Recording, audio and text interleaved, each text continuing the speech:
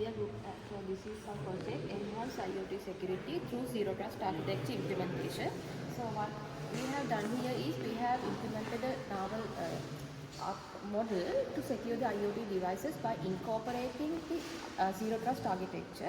So zero trust architecture is a new paradigm where it is based on never trust always verify, which means none of the devices within a network are trusted at the first point.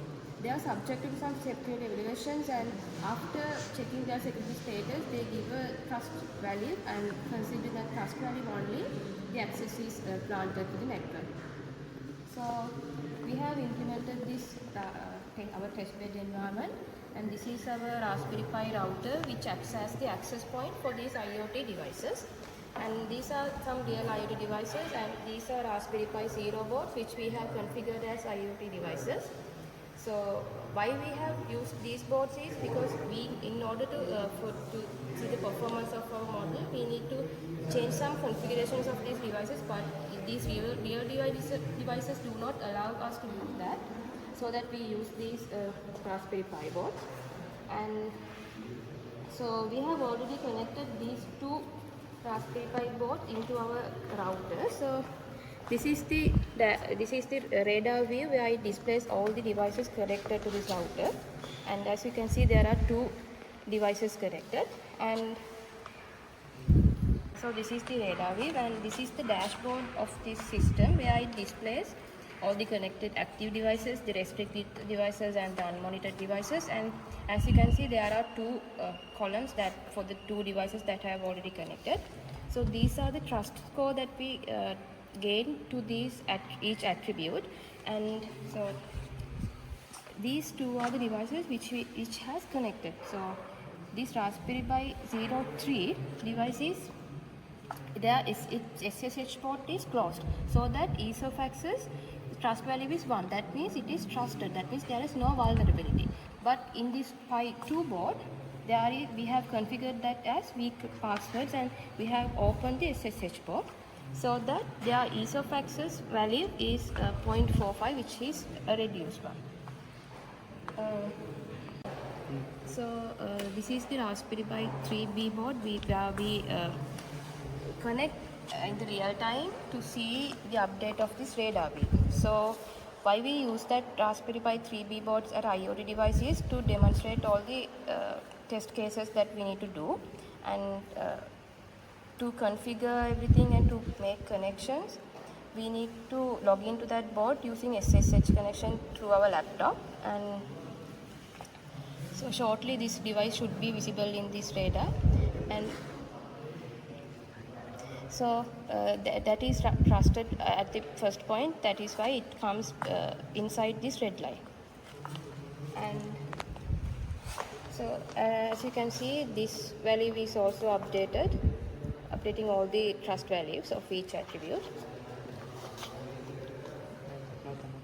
So this is our first scenario where we check the illegal connections. Illegal connections, by that we check whether these two devices are communicating with any other device which is unintended. So we have SSH login to this device, and we are making a communication with another device, so that it is illegal. So the system should accurately track that illegal connection and log the trust value of that specific device. And so this is where we have logged into that device using SSH, and now we are making a connection from this device to this device. And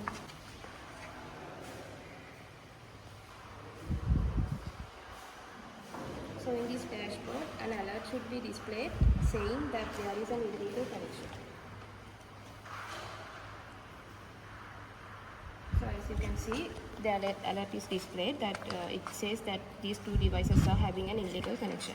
So accordingly, the trust value also should be updated under the ease of access, because there is an illegal connection that is happening. So in this point, we have to wait for 30 seconds because we are monitoring the network traffic for 30 seconds, and after that only we update the trust value. For this evaluation, the update of this trust takes some time.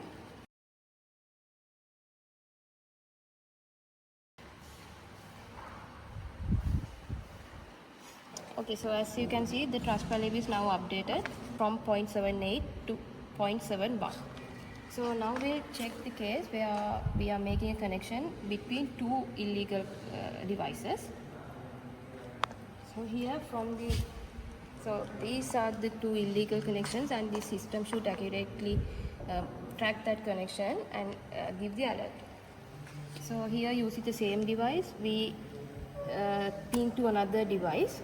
So as you can see now, this device is this means this board is communicating with both these and these boards. So in the database, so in the dashboard, that alert, there are two alerts. So like this, another alert has come saying that there is a connection between these two devices. So now this trust value should go further below than 0.71.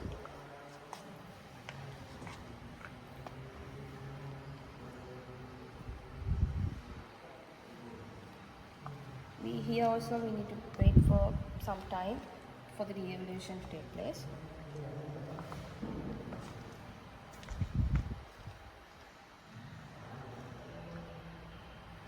Okay, so now you can see this value is reduced from 0.71 to 0.68. So now we will demonstrate the blacklisted URL check-in test case. So here what we do is we are communicating with we are using from this device, we are communicating with some blacklisted URL. That means a device, the URL that is not intended to communicate with. So here that one also we are going to demonstrate using the same device we have connected through SSH. Now I am pinging this IP address which is we have defined as a blacklisted URL, and here in the dashboard an alert should be displayed that saying that there is a blacklisted URL API call.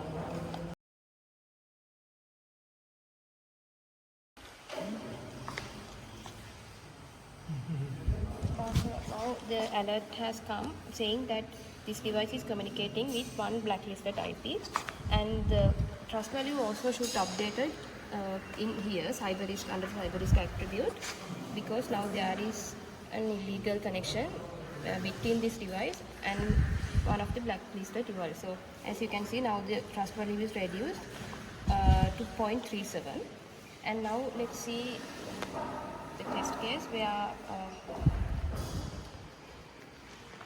now the device is communicating with two blacklisted URLs, and from the same device I am pinging another blacklisted URL here. So now this device is communicating with a two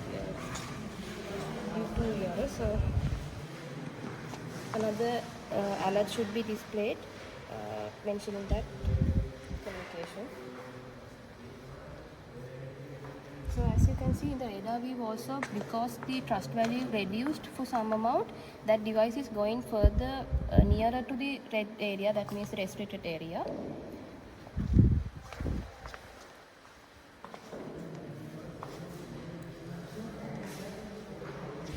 So as you now can see, the alert has come mentioning all both the blacklisted URLs. So the cyber risk value should be reduced further lower than 0.37, because now there are two blacklisted API calls.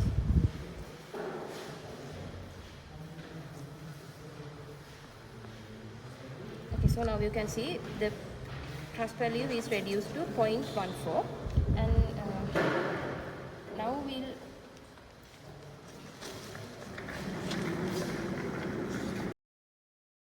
So now this is our third test case where we check the performance of our anomaly detection model. So here what we do is, using one of the outer laptop, we implement a IP spoofing attack to one of the devices within this network. So in that case our system should accurately identify that there is an anomaly in this network traffic. So in here, using this laptop, we are simulating this IP spoofing attack.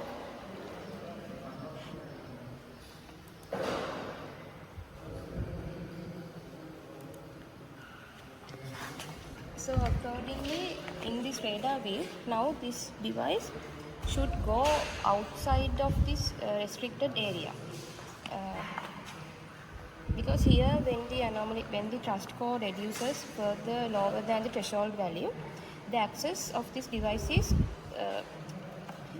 denied. That means we cut the internet connection of this device with the router, and that device should go beyond this red line as a restricted device.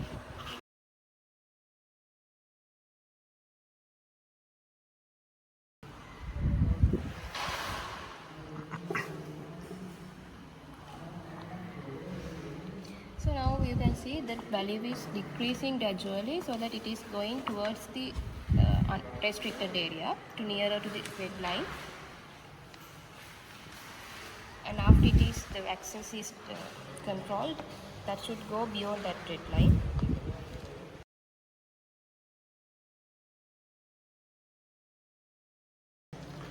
So now this device's connection is withhold. That means it is identified as a restricted device. So here also in this device, the trust score under this machine learning, that means this score is reduced to 0.04, mentioning that there is an anomaly in this device. And now this is the device which is compromised and which the access is controlled.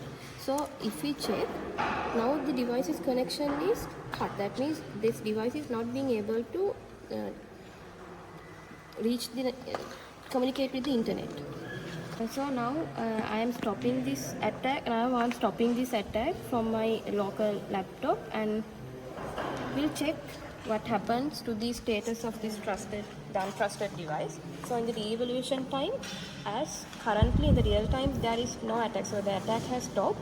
Therefore, the trust value of this device should come again to the normal state, so that the access should be regained by this device, and it should come to this normal area before the red line.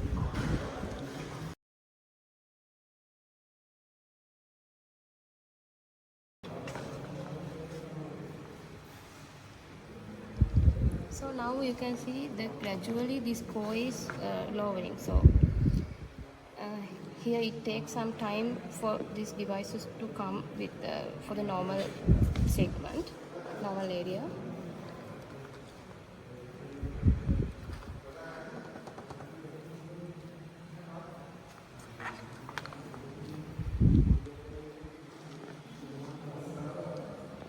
Now the pin is okay because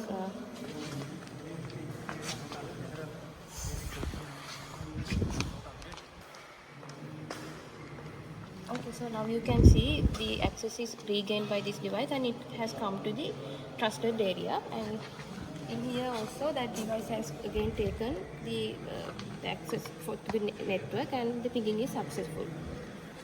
So those are our test cases.